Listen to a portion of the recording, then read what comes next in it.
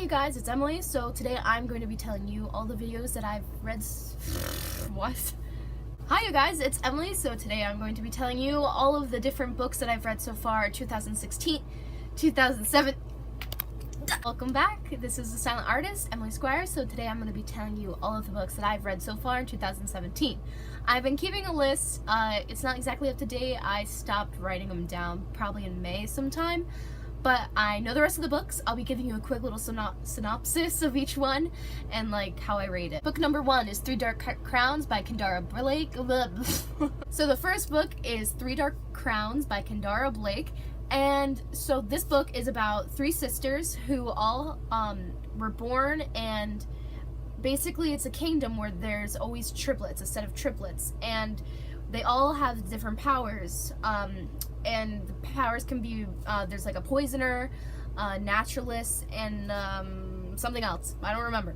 But basically the sisters are born to kill one another, and once they turn a certain age, I want to say it's 18, they're going to kill each other, and somehow, and the one who's left is going to be the new queen. I thought the idea of the book sounded awesome. I read it. It was slow for me, but once it got to a certain point in the book, I kept reading and it got better. And then the end, I was like, what? And I didn't realize that I thought it was a single standing book, but I guess there's another one coming out called One Dark Throne, and I'm still waiting for that to come out. I think it comes out at the end of this year. But I would say it's pretty good. If you want to read it, it's one of those royalty books, but there's like, it's not so much violence. I thought there'd be more violence and like slaughter, but it's more of like manipulating and stealthiness and stuff. So I'd rate this maybe like an 8 out of 10. Up next we have Survive the Night by Danielle Vega. This book was kind of a letdown. It's about this group of kids who they go to a party, and so what happens is it's like an underground party in like a sewage area, not a sewage, like one of the manholes, and then like down in the track stuff area. And I mean, this is what the inside of it looks like. So it wasn't like challenging, but I was very disappointed. Like it started off good, like there's like, you know, like it's a teen book, I guess, but then towards the end it just turned into something completely dumb. Like I feel like she couldn't figure out how to end the book, so she just threw in a monster, and like then there's like a monster at the end, and it's not what I thought it was, and I was very disappointed with this book.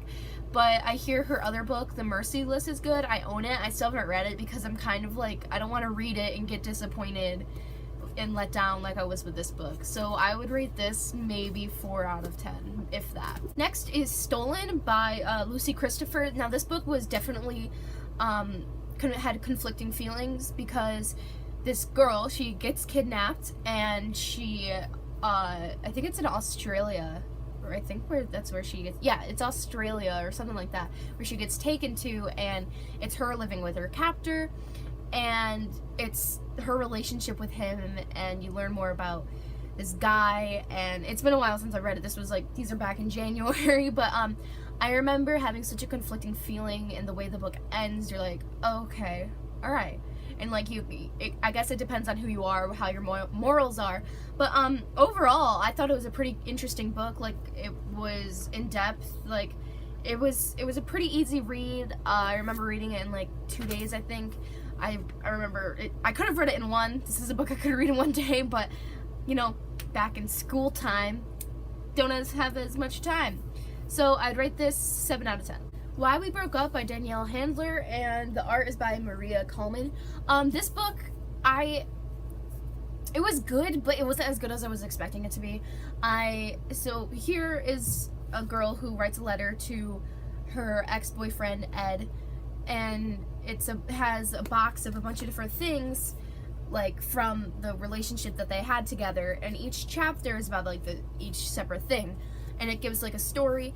But I gotta say, it was rather confusing, because basically like there was a whole lot of outside connections that I did not understand. I don't know if I'm just not educated enough to read this book. Like it's just, there's so much like randomness throughout the book, and like hardcore flowing sentences that aren't flowy, like they're just long. And I remember just like trying to drudge through this. I mean, this plot was a really good idea.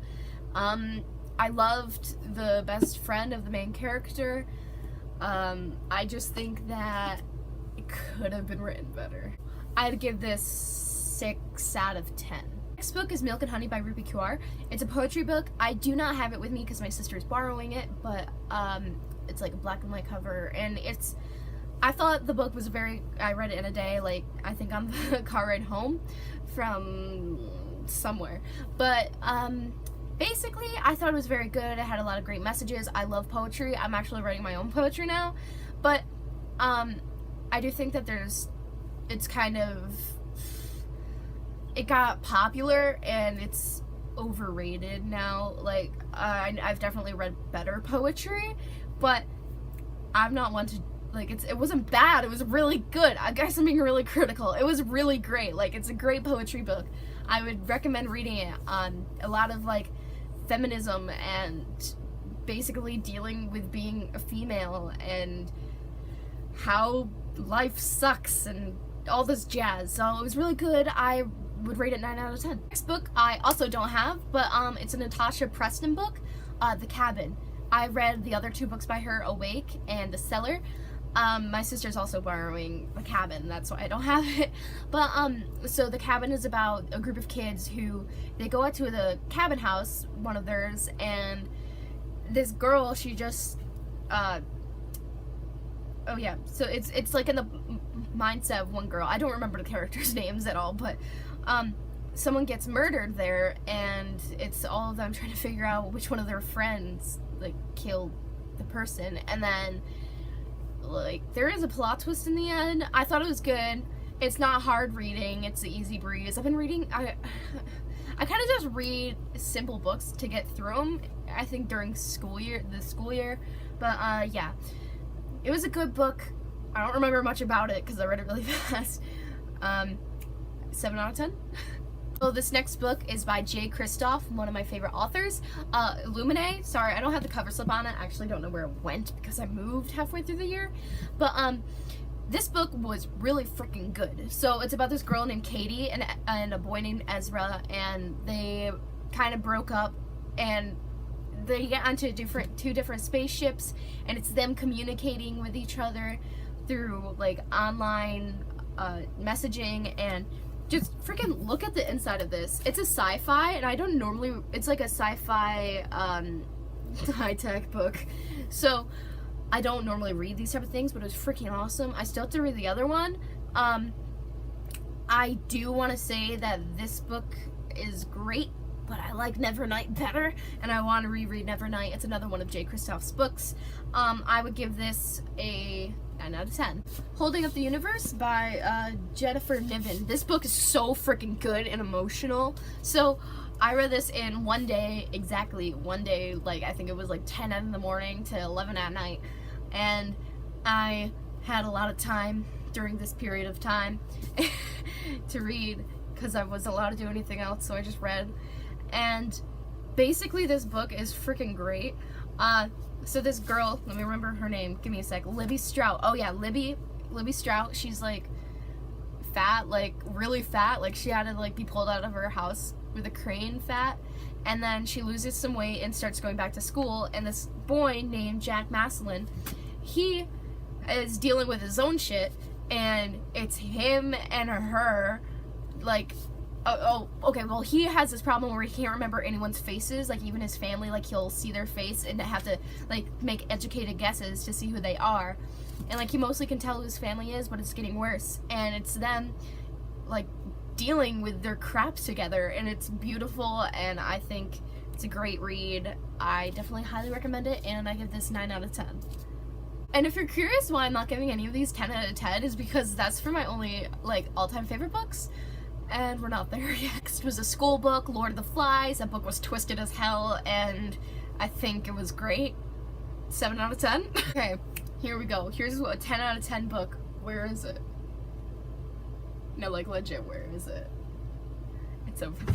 So this book is A Court of Thorns and Roses by Sarah J. Maas. This is my 10 out of 10 book. this book was really great. I'm so glad I read it. Thank you, Izzy, for pushing me to read it. So basically it's about this girl named Farah, and she kills a wolf, and she doesn't realize that it's actually a fae. A fae is from across the wall. So she lives in a mortal land, and then there's this wall separating her entire continent. So basically this is mortal lands right here, and all of here are the fae, and these are creatures like humans, but they're also creatures with magical powers. And she doesn't realize she kills one of them, and then she gets taken over to their side and is forced to live with a fae named Tamlin. And it's her living with him, making a bargain, learning more about the fae, and Farah basically like has a love. Bless my soul that I don't have.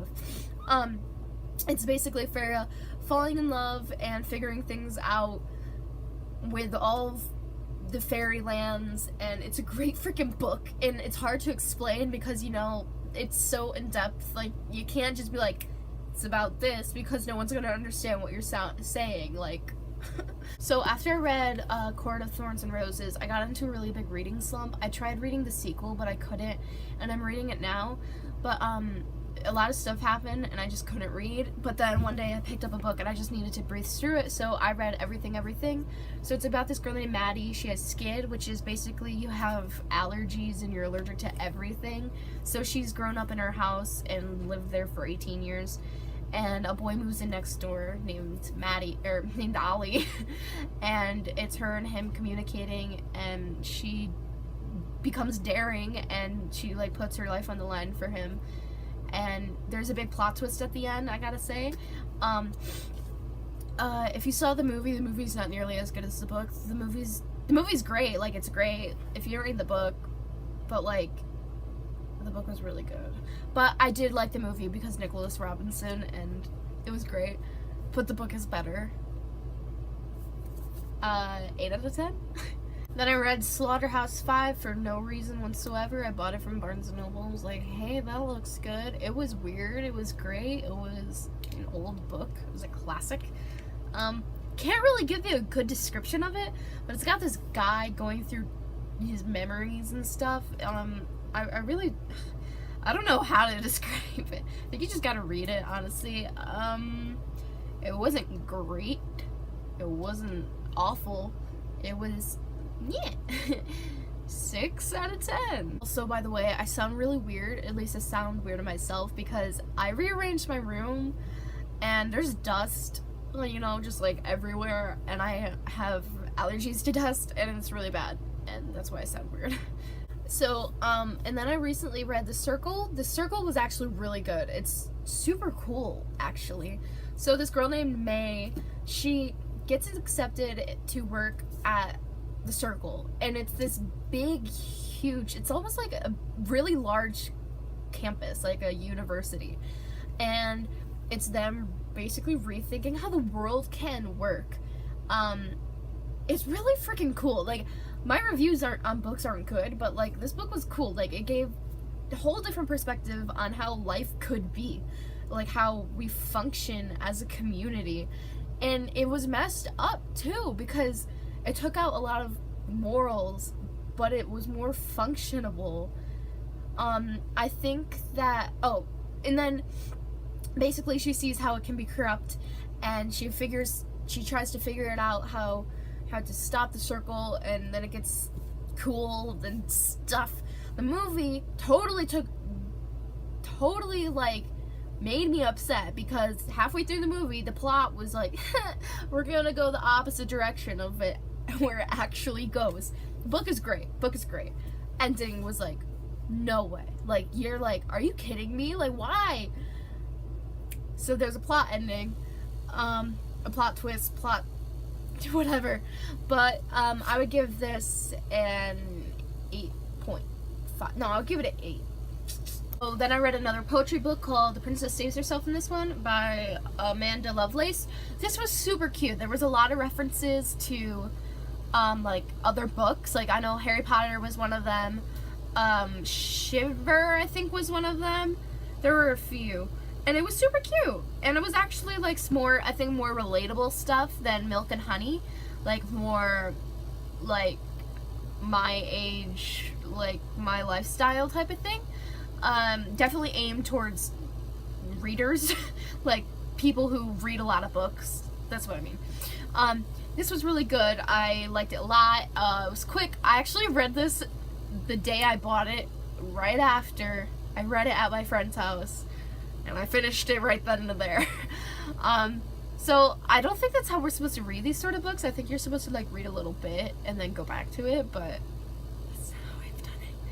So I would give this a 9 out of 10. It was a really nice poetry book. Yee. I don't really think I'm going in order, but I also got this book, The Upside Down of Unrequited. I tried reading it. I got halfway through, not even halfway through, I'll be honest. Like, I got a good chunk through. I cannot get into it. I got it in my owl crate. I really wish I liked it. Like, I tried. I'll try again. I didn't like it.